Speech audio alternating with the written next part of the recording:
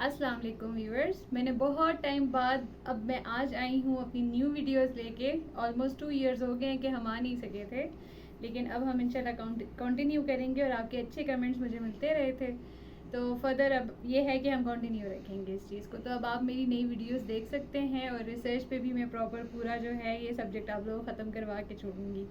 सबसे पहले तो आप ये करें कि मेरा चैनल का सब्सक्राइब का बटन भी दबा दें।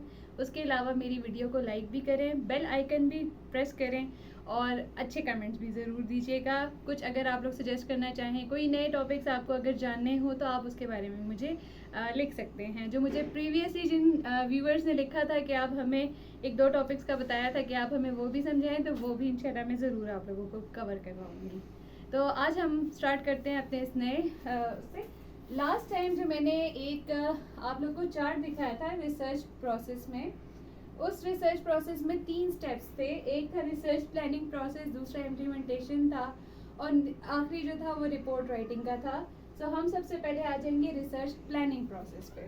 तो प्लानिंग प्रोसेस में हमारे पास क्या आ जाता है, सबसे पहले आप देख लें प्रॉब्लम आइडेंटिफिकेशन या रिसर्च प्रॉब्लम या प्रॉब्लम स्टेटमेंट, हम इसको ये सब कुछ कह सकते हैं, हर नाम दे सकते हैं। तो सबसे पहले हमें ये करना होता है कि हम रिसर्च में सबसे पहले अपनी प्रॉब्लम को आइडेंटिफाई करते हैं कि बेसिकली प्रॉब्लम है क्या, हम किस चीज़ पे काम करना चाह रहे हैं। ठीक है, बहुत सारे जो रिसर्चर्स होते हैं बेसिकली पाकिस्तान में तो ज़्यादातर इसी तरह ही होता है कि हमें एक टॉपिक दे दिया जाता है और हमें कहा जाता है इस टॉपिक पे आप रिसर्च कर दो। हालांकि ऐसा होना नहीं चाहिए। फिर आप बिल्कुल ही उसके साथ, आपका दिल है नहीं है, आप उसी एक टॉपिक को लेके आपको मजबूरन चलना पड़ता है। थ्योरीज उस पर कितनी है कितनी नहीं है, कहाँ की है कब तक की है, आपको फिर भी डाटा ढूंढ ढूंढ के निकालना पड़ता है। तो जो सबसे आसानी हमारे लिए होती है वो क्या है कि सबसे पहले आप प्रॉब्लम को खुद ही आइडेंटिफाई करो। आइडेंटिफाई अब आप कैसे करोगे कि कैसे करोगे, it is the statement of your problem which is to be diagnosed. तो बेसिकली आइडेंटिफिकेशन क्या है, ये असल में आपकी प्रॉब्लम स्टेटमेंट है जिसको आपने डायग्नोज करना है। आपने फाइंड आउट करना है कि बेसिकली प्रॉब्लम क्या है। सही है। प्रॉब्लम क्या है, उसके लिए हमें ये स्टेप्स फॉलो करने पड़ेंगे तो हमें प्रॉब्लम का पता चलता है। सबसे पहले आ जाता है determine area of interest. Area of interest क्या है, आपका एरिया ऑफ इंटरेस्ट, आप किस चीज में रिसर्च करना चाहते हो। ठीक है, कौन सा एरिया आप देखना चाहते हो, वेदर वो किसी ऑर्गेनाइजेशन की जस्टिस के हवाले से है, ठीक है, इवन कंट्री की जस्टिस के हवाले से है। ठीक है, आप किसी भी फील्ड में चले जाओ, मेडिकल की फील्ड में चले जाओ, आप कहते हो क्या कोरोना बहुत ज़्यादा फैला हुआ है, मैं कोरोना पे करना चाहता हूँ। अब सिर्फ कोरोना वर्ड को तो हम लेके नहीं चलेंगे, हम जाहिर सी बात है कोरोना के अंदर बहुत सारी चीज़ों को आइडेंटिफाई करेंगे कि और फिर कहीं जाके हमें पता चलेगा कि हमने किसी एक चीज़ पे रिसर्च करनी है। ठीक है, सबसे पहले आप अपना एरिया ऑफ इंटरेस्ट देखेंगे कि हम किस चीज़ पे रिसर्च करना चाहते हैं, किस एरिया पे। तो अब बहुत सारे टॉपिक्स होते हैं, लेकिन यहाँ पे क्या हो गया, हम एक जगह पे, एक स्पेसिफिक जगह पे आ गए। Let's consider Covid. ठीक हो गया। जब एरिया ऑफ इंटरेस्ट हमें पता चल गया, हम कोविड पे करना चाहते हैं। अब लेट्स सपोज आप कहते हो कोविड का जो है असर वो एम्प्लॉयज की जॉब्स पे कैसा पड़ रहा है। ठीक, अब ये आपने आइडेंटिफाई कर लिया, डिटरमाइन कर लिया। देन आप आ जाओगे पिक रिसर्च आर्टिकल्स। ठीक है, अब ये रिसर्च आर्टिकल्स कौन से होंगे, ये वो रिसर्च आर्टिकल्स होंगे जो कि आपने जो अपना एरिया ऑफ इंटरेस्ट सिलेक्ट किया था ना, उससे रिलेटेड रिसर्च आर्टिकल्स आपने इंटरनेट से डाउनलोड करते हो। बहुत सारे हमारे पास वेबसाइट्स गिवन है जिसपे ऑथेंटिक रिसर्चेस अवेलेबल हैं। गूगल स्कॉलर पे आप जाएं, आपको बहुत सारा बहुत डाटा मिल जाएगा। ठीक है, ऑथेंटिक आर्टिकल्स निकालें आप। वो बेसिकली हमारा क्या होता है, लिटरेचर रिव्यू। जब मैं आपको वो चार्ट समझा रही थी रिसर्च प्लानिंग प्रोसेस में, तो मैंने आप लोगों को बोला था कि हमारे पास प्रॉब्लम आइडेंटिफिकेशन और लिटरेचर रिव्यू। लिटरेचर रिव्यू को मैंने सेकंड नंबर पे लिखा था, लेकिन मैंने आपसे कहा था कि ये आपस में मतलब इंटरचेंजेबल हैं, हम बल्कि थ्रू और लिटरेचर रिव्यू को ही लेके चल रहे होते हैं एक तरह से। ये वही लिटरेचर रिव्यू है। आप रिसर्च आर्टिकल्स अपने एरिया ऑफ इंटरेस्ट से रिलेटेड जितने भी हैं, उस टॉपिक से रिलेटेड, अब जैसे आप एम्प्लॉयज़ के ऊपर कहते हो कि क्या असर पड़ा है, ठीक है, कोविड का, तो आपके पास उससे रिलेटेड बहुत सारे आर्टिकल्स निकल आएंगे। आपने करना है उन आर्टिकल्स को स्टडी, उसको बहुत अच्छे से स्टडी करें, देखें कौन से वेरिएबल्स यूज़ हुए हुए हैं उसमें। ठीक है, उसके अलावा आप ये देखोगे कि कहाँ पे इन्होंने अप्लाई किया था, किसी और कंट्री में किया था, अपने मुल्क में किया था तो किसी और सिटी में किया था, किस ऑर्गेनाइजेशन के ऊपर किया था, किस जगह पे किया था, ठीक है, कितने लोग इन्होंने सिलेक्ट किए थे।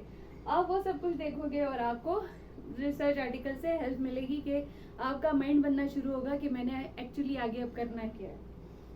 Now you are master in your area of interest, क्योंकि आप रिसर्च आर्टिकल्स उस पर सारे पढ़ चुके हो तो आप तो मास्टर हो गए उसमें, आपको तो काफ़ी नॉलेज होगी है उसके बारे में। जो चीज़ें आपको नहीं भी पता थी वो भी आपको पता चलना शुरू हो जाएंगी। ठीक हो गया। जब आप मास्टर हो जाओगे आप क्या करोगे, प्रॉब्लम को आइडेंटिफाई कर सकोगे। ठीक है, आपको पता चलेगा। अब आप एम्प्लॉय पे बात करना चाह रहे थे, आपको आर्टिकल्स में पता चलता है एम्प्लॉयज के बारे में तो बहुत सारी रिसर्च हो चुकी है कोविड के हवाले से, तो आपको कुछ एक नया उसमें कोई पिन पॉइंट मिल जाएगा, कोई रिसर्च गैप नया मिल जाएगा, कुछ भी। या हो सकता है कि आप कोई नया वेरिएबल उसके साथ टेस्ट करना शुरू कर दो। ठीक है, आप कहो कि एम्प्लॉय की जॉब पे असर नहीं पड़ रहा, साइकोलॉजी पे असर पड़ रहा है, बहुत सारी चीज़ें हो सकती हैं। ठीक है, सो आइडेंटिफाई द प्रॉब्लम। अब वो जो प्रॉब्लम होगी वो कौन सी आइडेंटिफाई करनी है, ये याद रखें कि वो करंट ट्रेंड या करंट इशू होना चाहिए, यानी आजकल का इशू हो, इतना पुराना ना हो, क्योंकि हम हिस्टोरिकल रिसर्च तो नहीं करें। अगर आप हिस्टोरिकल रिसर्च करें वो फिर एक अलग कहानी है। तो यहाँ पे आप क्या करोगे, करंट ट्रेंड, अभी आजकल हमारा क्या मसला चल रहा है आप उस पे करो। अब कोविड का है प्रीवियस 5 ईयर्स के, अब 5 ईयर्स इसको हुए भी नहीं है। ठीक है, 2020 से या 2019 से, चाइना में तो वहाँ से 19 में दिसंबर से ही स्टार्ट हो गया था।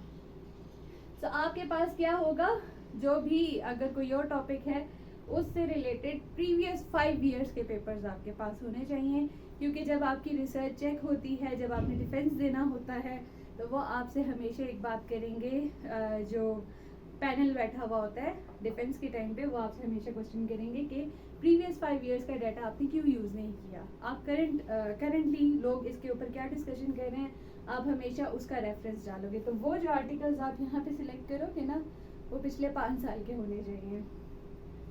नाउ जब करंट इशू पे आपने अपना प्रॉब्लम आइडेंटिफाई कर दिया, राइट डाउन प्रॉब्लम स्टेटमेंट, पता चल गया अब क्या करोगे, आप बैठ के लिखोगे। ठीक है, जब लिख लिया, अब उसको लिख के जाके आपने क्या करना है, अपने सुपरवाइजर के साथ डिस्कशन करनी है। अपने सुपरवाइजर से बात करें कि भाई मैंने ये मेरा एरिया ऑफ इंटरेस्ट था, रिसर्च आर्टिकल्स मैंने निकाले। ठीक है, हो भी सकता है अगर आप शुरू में ही अपने सुपरवाइजर से अपने एरिया ऑफ इंटरेस्ट के बारे में बात करते हैं, अक्सर सुपरवाइजर्स आपको खुद प्रोवाइड करेंगे रिसर्च आर्टिकल्स रीड करने के लिए। ठीक है, तो आपने बस यही करना है, प्रॉब्लम स्टेटमेंट उसमें से निकालना है और वो जाके आप अपने सुपरवाइजर से डिस्कस करोगे। वो फिर आपको समझाएंगे आपने सही किया है, नहीं किया है, इसमें क्या चेंजेस हो सकती हैं, या उनको अपने एक्सपीरियंस की बेसिस में उन्हें क्या लगता है कि इसमें क्या चेंजेस फर्दर होनी चाहिए। जो आप लेके आए हो उनके पास प्रॉब्लम स्टेटमेंट, ये सही वे में लिखी हुई है नहीं लिखी, वो सब कुछ आपको गाइड करेंगे। तो वो आपको जो भी सजेशंस दें, आफ्टर सजेशंस, क्योंकि जब सुपरवाइजर के पास जाओगे तो सजेशंस मिलेंगी, after suggestions finalise problem statement, बस फिर आपकी प्रॉब्लम स्टेटमेंट जो है वो फाइनलाइज हो जाएगी। जो सजेशंस होंगे उसको आप इम्प्लीमेंट करो और आपकी क्या हो जाएगी, प्रॉब्लम स्टेटमेंट पूरी हो जाएगी। तो ये हमारा जो रिसर्च प्लानिंग प्रोसेस का फर्स्ट पार्ट है, प्रॉब्लम आइडेंटिफिकेशन। आपको प्रॉब्लम पता चल गई है, ठीक है, अब आपने उसके आगे सारी कहानी अब शुरू करनी है रिसर्च की। Thank you so much. आपकी ये आज की वीडियो हमारे लिए इतनी ही काफ़ी है। ये आज का आप लोग का जो था वो टॉपिक था। अब कल मैं आप लोग को लिटरेचर रिव्यू के हवाले से जो है दूसरी वीडियो अपलोड करूँगी। थैंक यू सो मच और अल्लाह हाफिज़, अपना ख्याल रखिएगा।